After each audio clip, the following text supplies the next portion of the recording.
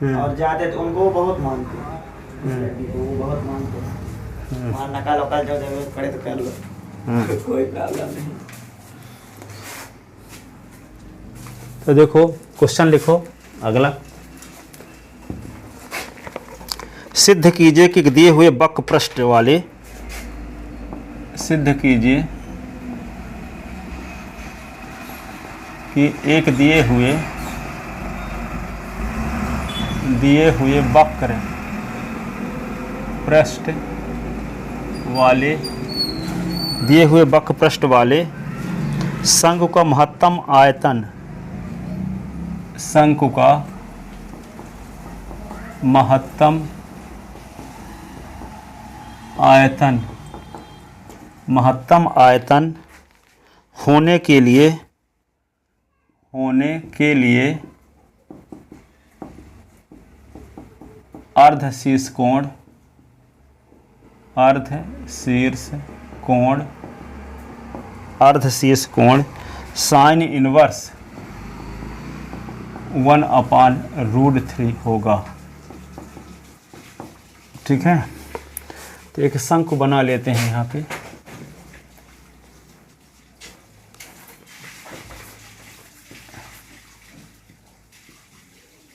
ये आधार की त्रिज्या r है, ये ऊंचाई है, तिर्यक ऊंचाई l है, ये अर्धशीर्ष कोण अल्फा है, अर्धशीर्ष कोण अल्फा है।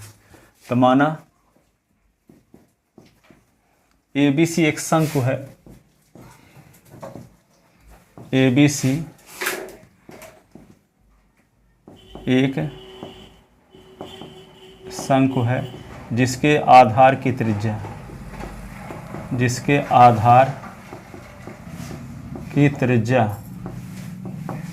आधार की त्रिज्या r, ऊंचाई h तथा तिर्यक ऊंचाई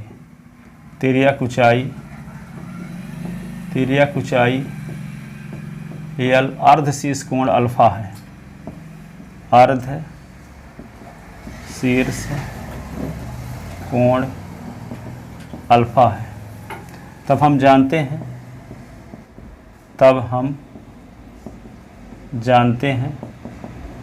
क्या होता है, एल स्क्वायर बराबर R square plus H square, L square बराबर R square plus H square. तो यहाँ पे समीकरण नंबर 1 हो गया। तथा शंकु का वक्र पृष्ठ यस बराबर होता है पाई आर एल। याद है, शंकु का वक्र पृष्ठ पाई आर एल होता है। और शंकु का आयतन क्या होता है, शंकु का आयतन भी बराबर होता है 1/3 pi R square H, 1/3 pi R square H. लिख लिए पाई आर स्क्वायर एच। अब देखो pi R square H,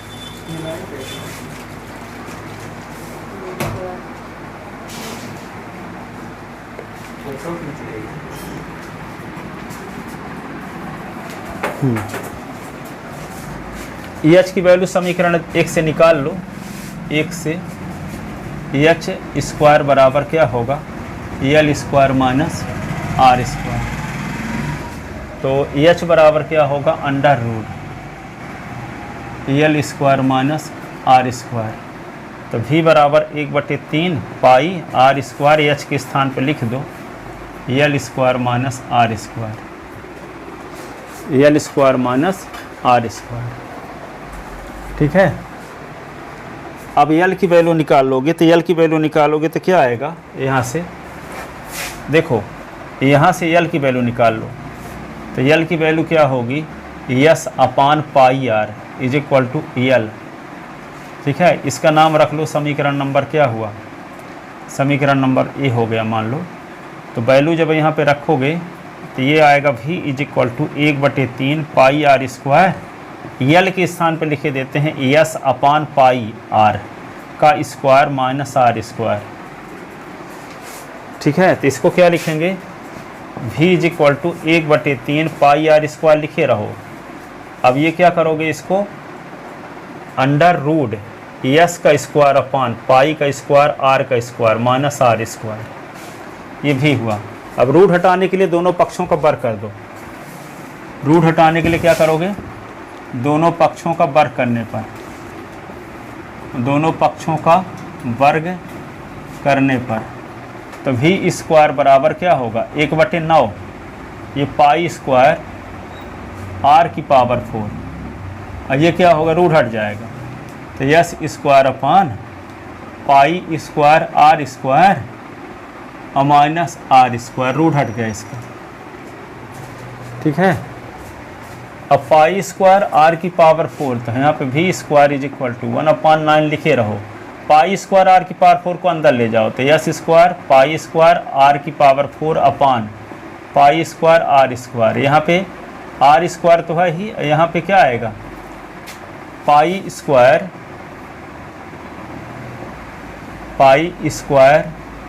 are की पावर 6 हो गया कि नहीं। अब इसमें पाई स्क्वायर कट गया, एक ठो आर स्क्वायर कट जाएगा तो आर स्क्वायर बचा रहेगा, तो v square is equal to 1/9, ये क्या होगा यस स्क्वायर, एक आर स्क्वायर कट जाएगा तो आर स्क्वायर बचेगा, यहाँ पाई स्क्वायर आर की पावर 6 ये बचेगा। इसमें भी y मानेंगे, y इसमें भी मानेंगे ना। हाँ, अपनी सुविधा के लिए y मान लेते हैं। v स्क्वायर यहाँ भी तो है, क्या मान लें, let v square is equal to y, तो y is equal to 1/9 s square are square minus pi square are की पावर 6। अब हमें बाई के उचिष्ट मान ज्ञात करने के लिए, बाई के उचिष्ट होने के लिए क्या चाहिए, अर्धशीर्ष कोण चाहिए।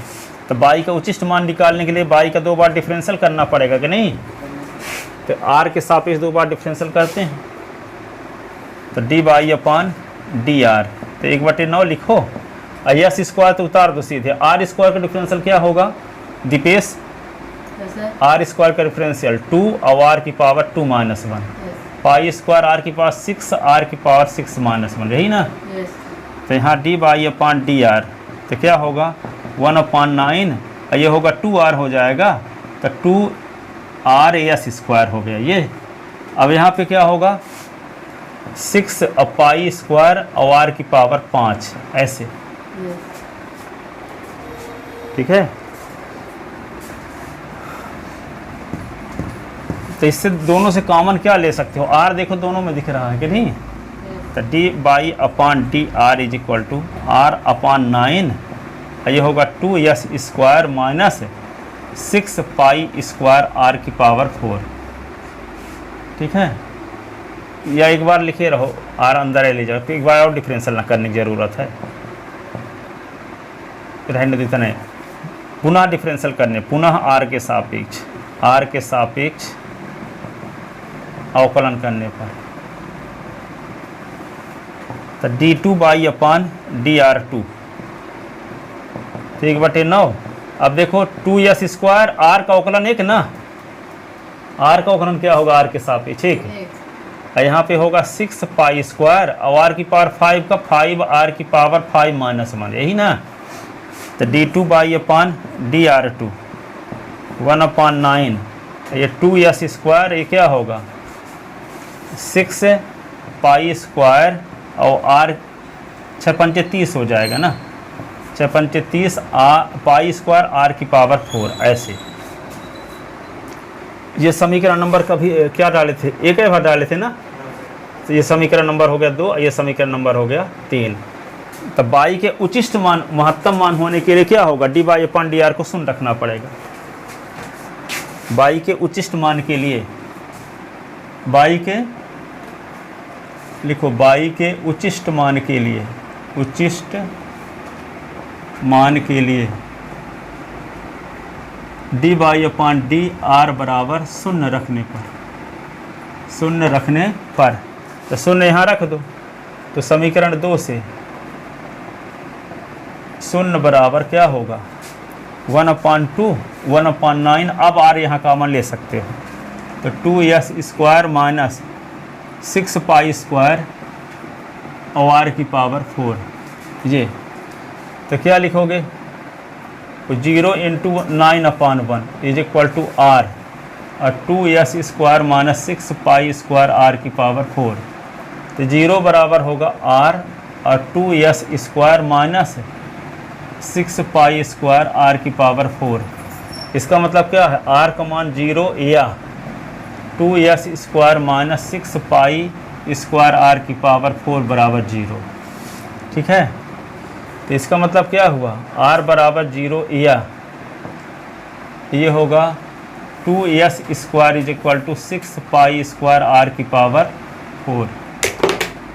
अब क्या लिखोगे, r बराबर 0 समीकरण इसमें रख दोगे, देखो बाई में, तो r का मान यहाँ ये भी शून्य ये भी शून्य, तो बाई का मान शून्य आएगा तो उचिष्ट मान नहीं प्राप्त होगा, इसलिए r बराबर शून्य को अमान्य कर देते हैं। सुनो, बाई का मान ये ना है जिसका आपको उचिष्ट मान निकालना है, तो इसमें r के स्थान पर शून्य रख देंगे, तो यहाँ भी शून्य यहाँ भी शून्य, तो बाई 0 आ जाएगा, तो बाई का उचिष्ट मान प्राप्त नहीं होगा, इसलिए r बराबर 0 को क्या करेंगे, और r बराबर 0 कर देंगे तो क्या शंकु बनबे न करेगा, बनेगा क्या, r का मान शून्य कर दोगे तो शंकु बनबे न करेगा। ठीक है, तो महत्तम मान क्या देगा जब शंकु का निर्माण नहीं होगा तो। ठीक है, तो क्या लिखोगे, ये समीकरण नंबर बी डाल लेते हैं इसका, बाई वाले का ना, तो जब r बराबर 0, जब r बराबर 0 तब समीकरण b से बाई बराबर शून्य प्राप्त होगा, शून्य प्राप्त होगा जो कि उचिष्ट मान नहीं है, जो कि उचिष्ट मान नहीं है। ठीक है, इसलिए r बराबर 0 अमान्य। तो किसको लेकर चलेंगे, अब इससे r की वैल्यू निकालेंगे,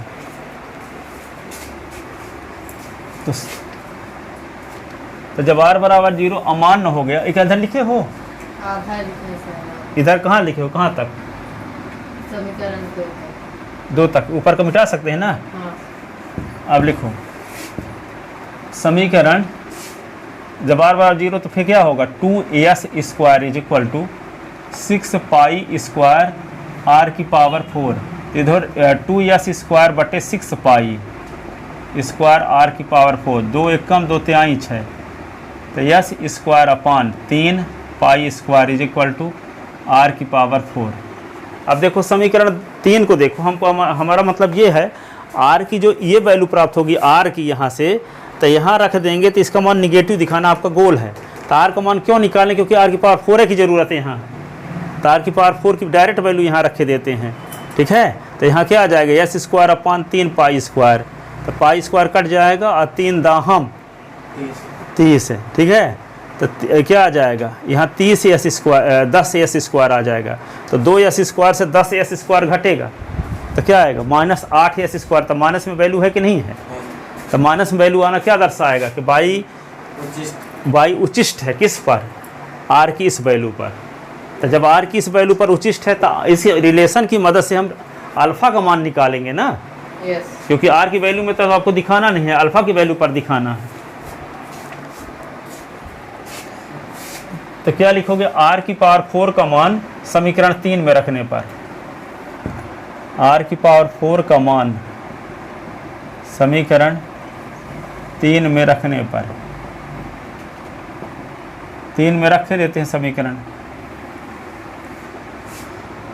तो d2 by upon dr2 is equal to 1/9 और 2s स्क्वायर माइनस 30, ये पाई स्क्वायर। समीकरण नंबर बी कहाँ है सर, समीकरण अभी मिटाए हैं, बाई का मान जो जिसका अवकलन करना शुरू किए हैं उसका नाम भी रख दिए थे, जिसका अवकलन किए हैं।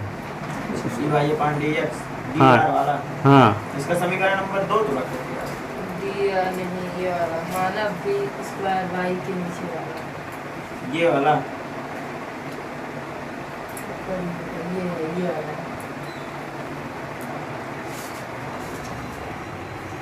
अब देखो क्या लिखे, आर की पावर 4 का मान समीकरण 3 में रखने पर तो क्या लिख दें, 3 पाई स्क्वायर आर की पावर 4 के स्थान पे क्या लिख दें, यस स्क्वायर अपान 3 और पाई स्क्वायर ऐसे।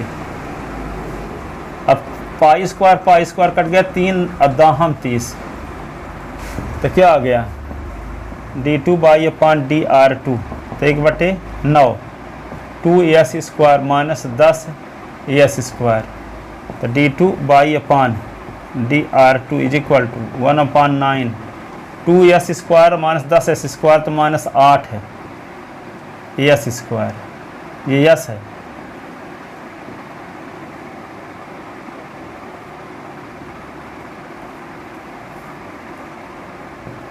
तो d2 by upon dr2 minus 8/9 s square, जो कि क्या है, निगेटिव वैल्यू है कि नहीं है,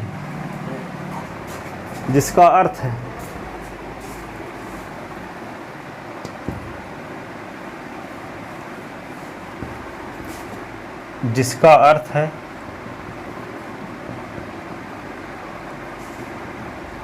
कि r की power 4 is equal to s square upon 3 pi square पर बाई उचिष्ट मान रखता है, उचिष्ट मान रखता है, उचिष्ट मान या महत्तम मान रखता है। ठीक है, उचिष्ट मान यानी महत्तम मान। ठीक है, अब देखो यहाँ पे यस स्क्वायर है तो यदि यस इसको बदल लें, चलो यहाँ देखो यस का मान निकाल लें यहाँ, तो यस के स्थान पे पाई आर एल लिख सकते हैं कि नहीं। तो यहाँ पे क्या करते हैं, दोनों पक्षों का वर्गमूल लेने पर, दोनों पक्षों का वर्गमूल लेने पर तो आर की पावर 4 का वर्गमूल आर स्क्वायर, यस स्क्वायर का वर्गमूल यस, 3 का वर्गमूल √3, पाई स्क्वायर का पाई, यही ना। तो क्या हो जाएगा, √3 पाई आर स्क्वायर बराबर यस। अब यस बराबर क्या लिखे थे हम, पाई आर एल, यस बराबर क्या लिखे थे, पाई आर एल। तो यहाँ रख दो √3 पाई आर, हाँ वर्गमूल लेने पर। तो यहाँ पे क्या हो जाएगा, यस का मान रख दो पाई आर एल। अब इधर से पाई आर, इधर से पाई आर काट दो,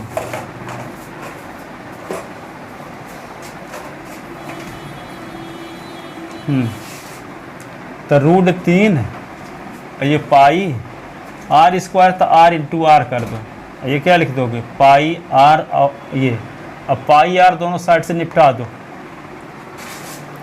क्या बचा, √3 आर बराबर एल।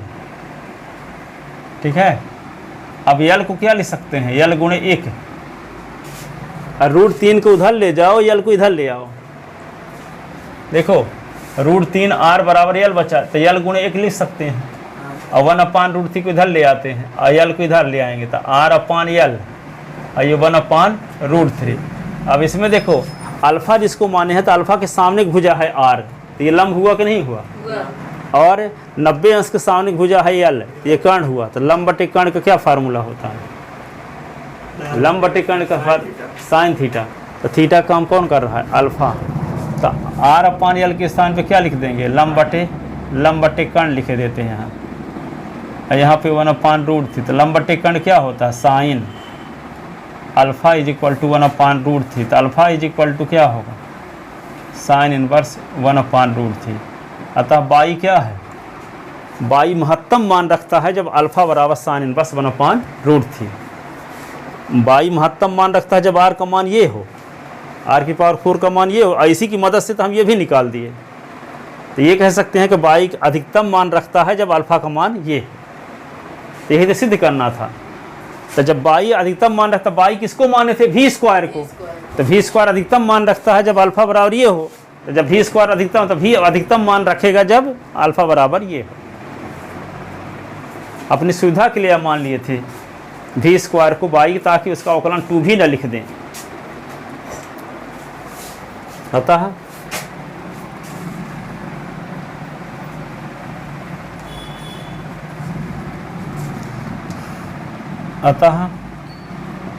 बाई अधिकतम मान मान रखता है यदि अल्फा बराबर साइन इनवर्स 1/√3। अब बाई स्क्वायर, बाई किसको माने थे? भी स्क्वायर, अधिकतम मान रखता है यदि अल्फा बराबर साइन इनवर्स 1/√3। तो भी स्क्वायर जब अधिकतम मान रखता है तो भी क्या करेगा? भी अधिकतम मान रखता है यदि अल्फा बराबर साइन इनवर्स 1/√3।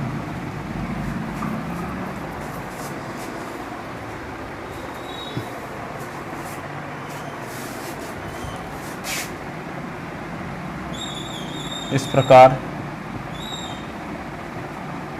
दिए हुए वक्र पृष्ठ वाले शंकु का महत्तम आयतन होने के लिए अर्धशीर्ष कोण लिए शंकु का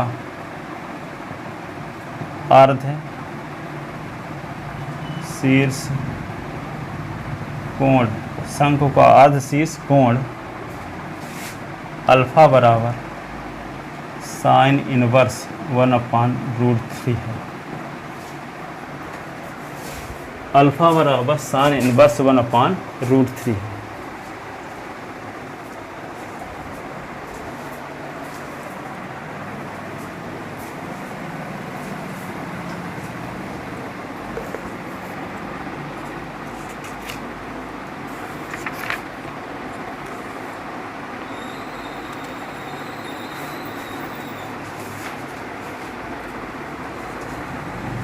लिख लिए?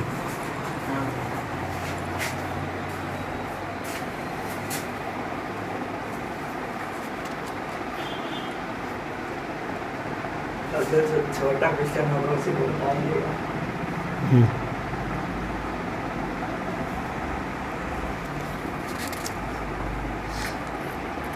लिखो क्वेश्चन एक। सिद्ध कीजिए कि दिए हुए संपूर्ण पृष्ठ और अधिकतम आयतन वाले बेलन की ऊंचाई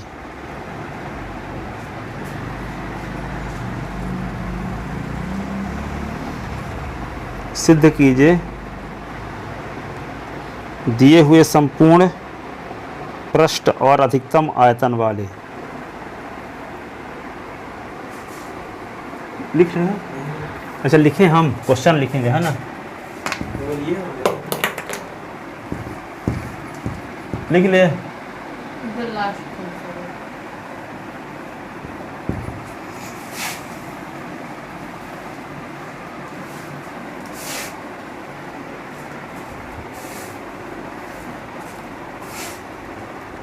कुछ छानने वाला नहीं बताए थे कल आप लोग क्वेश्चन जो दिए थे? हैं क्वेश्चन बोलो छानने वाला, थोड़ा सा उसी को बता दीजिए, बड़ा है थोड़ा सा। दो क्वेश्चन लिखो।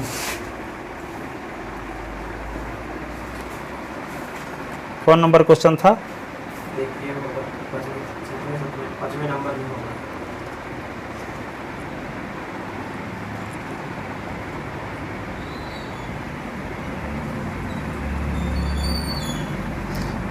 एक आयत का क्षेत्रफल 96 सेंटीमीटर स्क्वायर है।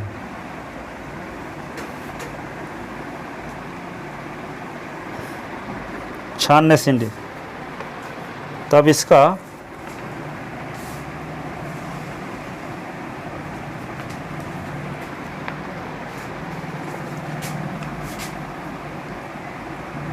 परिमाप न्यूनतम होने के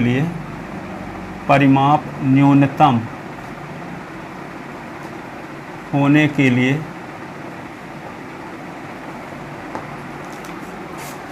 तो इसका परिमाप न्यूनतम होने के लिए आयत की लंबाई चौड़ाई, आयत की लंबाई चौड़ाई एवं परिमाप ज्ञात कीजिए,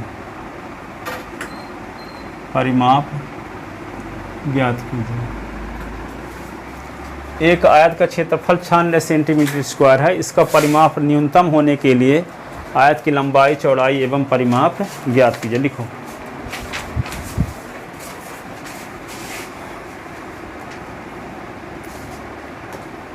दिया है आयत का क्षेत्रफल, आयत का क्षेत्रफल बराबर 96 सेंटीमीटर स्क्वायर। ठीक है। तो माना आयत की लंबाई, माना आयत की लंबाई l बराबर x, चौड़ाई b बराबर y तथा परिमाप, परिमाप बराबर, परिमाप बराबर क्या लिख दें, p।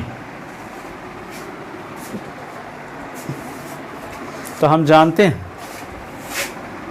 हम जानते हैं कि आयत का परिमाप बराबर, आयत का परिमाप बराबर, परिमाप p बराबर 2 गुणे लंबाई धन चौड़ाई, यही ना। तो p बराबर 2 गुणे लंबाई क्या है x, चौड़ाई क्या है y। जबकि क्षेत्रफल x, हाँ क्षेत्रफल x y बराबर 96, क्षेत्रफल लंबाई गुणे चौड़ाई ना होगा। तो x गुणे y बराबर 96, तो y बराबर क्या होगा 96 अपान x। तो इसमें वैल्यू रख दो, तो p बराबर 2, और ये क्या होगा s लिखे रहो, यहाँ 96 अपान s लिख दो। अब p का न्यूनतम मान होने के लिए s, y और p निकालना है। तो क्या करना होगा, p का 2 बार डिफरेंशियल करना पड़ेगा। महत्तम मान निकालना हो चाहे न्यूनतम मान निकालना हो, क्या करना पड़ता है उस फलन का 2 बार अवकलन। तो p का हमको क्या निकालना है, न्यूनतम मान होने के लिए s और y का मान। तो न्यूनतम मान निकालने के लिए p का 2 बार अवकलन करोगे, किसके सापेक्ष, s के सापेक्ष। ठीक है। तो पहली बार जब अवकलन करोगे तो क्या आएगा, dp अपान dx, 2s के स्थान पे 1, यह होगा 96 1 अपान s का अवकलन d अपान ds, s की पावर -1। तो dp अपान ds 2, s का अवकलन 1, 96 और -1 s की पावर -1। तो dp अपान dx, तो 2 और ये 1 माइनस 96 अपान एक्स स्क्वायर, ऐसे। और दोबारा डिफरेंशियल करोगे तो d2p अपान dx2। तो इसमें ये ना लिखें p के न्यूनतम मान के लिए उसका x के सापेक्ष अवकलन करने पर समीकरण का। हाँ लिखो, चाहे ना लिखो, फिर आगे लिख देंगे हम। ये समीकरण नंबर 2 हुआ। अब इसका दोबारा डिफरेंशियल करते हैं तो क्या होगा, 2 और 1 का अवकलन 0, और इसका अवकलन क्या होगा 96 और d अपान ds 1 अपान एक्स स्क्वायर। तो d2p अपान ds2 2, और ये क्या होगा 0 माइनस 96, ये क्या होगा d अपान ds s की पावर -2। तो d2 by upon ds2, d2 by नहीं d2p।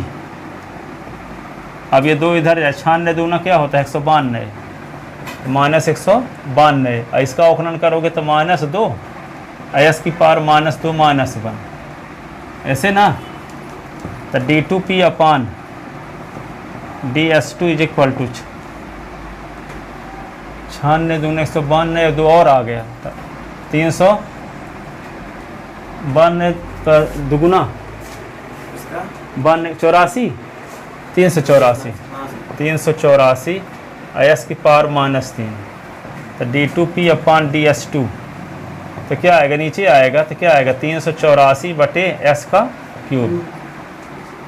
अब क्या करोगे, p के निम्निष्ठ मान के लिए, p के निम्निष्ठ मान के लिए क्या करेंगे, dp/ds इज इक्वल टू 0 रखने पर, तो ये dp/ds है ये वाला, तो समीकरण 2 से क्या होगा, 0 बराबर 2 और 1 माइनस 96/x², ऐसे।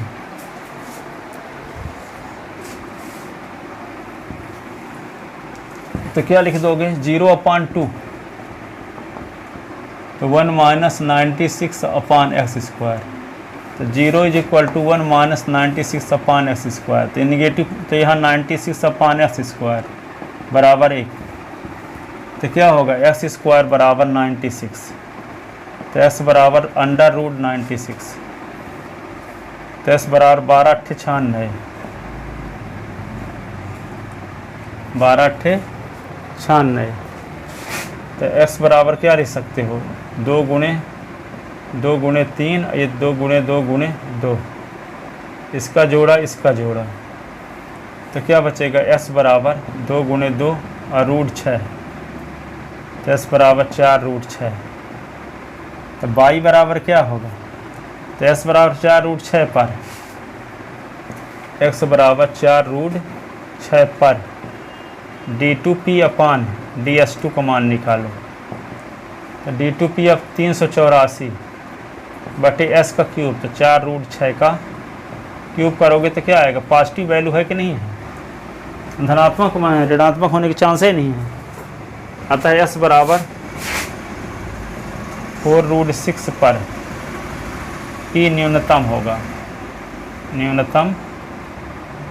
होगा,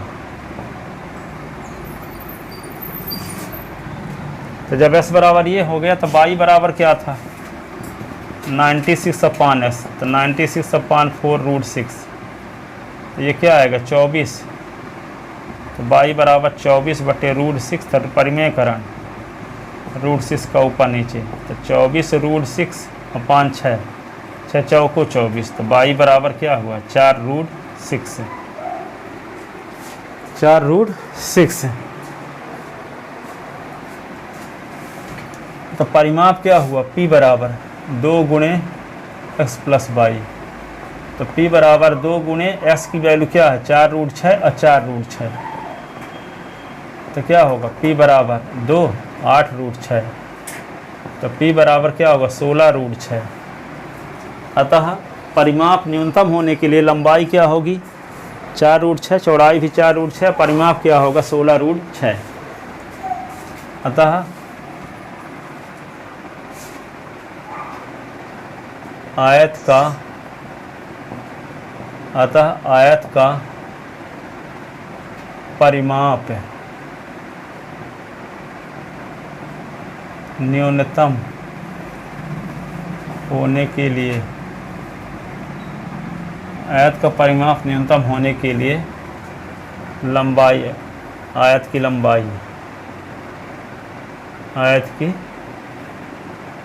लंबाई x बराबर 4√6, चौड़ाई y बराबर 4√6 और परिमाप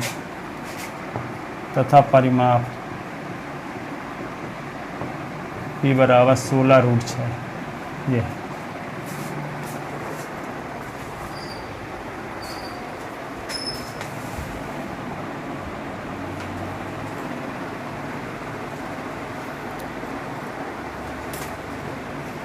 ,96 सेंटीमीटर स्क्वायर क्षेत्रफल वाले किसका, आयत का परिमाप न्यूनतम होने के लिए लंबाई 4√6 होनी चाहिए और चौड़ाई भी 4√6 होनी चाहिए, और परिमाप कितना होना चाहिए, 16√6 सेंटीमीटर होना चाहिए।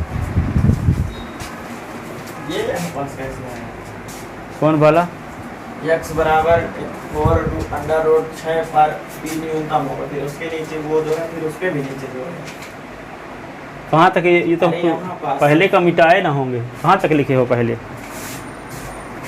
यहाँ पे बताइए, यहाँ पे सर, यहाँ पास y का मान y बराबर 6 आया, उसके नीचे जहाँ पास आप हाथ रखे हैं उसके नीचे जो y है तो बाई की वैल्यू, जब एस की वैल्यू आपको कन्फर्म, तो बाई की वैल्यू भी निकालना। तो बाई बराबर 96 अपॉन एस है, क्योंकि लंबाई गुणे चौड़ाई बराबर 96 है। तो 96 से यहाँ पे एस की वैल्यू रख दिए 4√6, फिर 24/√6 परिमेयकरण कर दिए, तो बाई बराबर 4√6।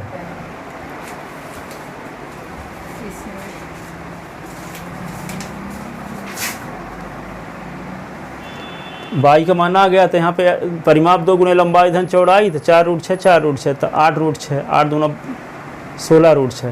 तो आयत का परिमाप न्यूनतम होने के लिए लंबाई 4√6 होनी चाहिए, चौड़ाई 4√6 होनी चाहिए, परिमाप 16√6 होना चाहिए।